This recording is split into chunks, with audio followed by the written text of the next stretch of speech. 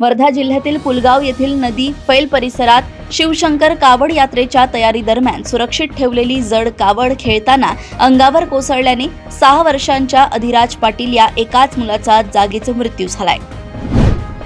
अमरावतीतील घटनेच्या पार्श्वभूमीवर भंडाऱ्यातील 36 खाटांच्या SNCU युनिटचा आढावा घेतला असता तेथे 28 बालके उपचाराधीन असल्याचे आढळले। मात्र आपत्कालीन स्थितीत अपुऱ्या बेडमुळे गंभीर प्रश्न निर्माण झालाय।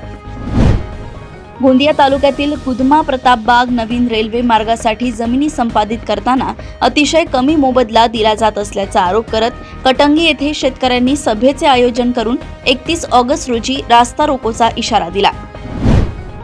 चंद्रपूर जिल्ह्यातील राजुरा शहरात प्रदीप बारजवळ नारळ पाणी विकणाऱ्या विनोद उर्फ पापा जाधव यांच्यावर दुचाकीवरून आलेल्या तरुणांनी गोळीबार करून हत्या केल्याने शहरात खळबळ उडाली आहे।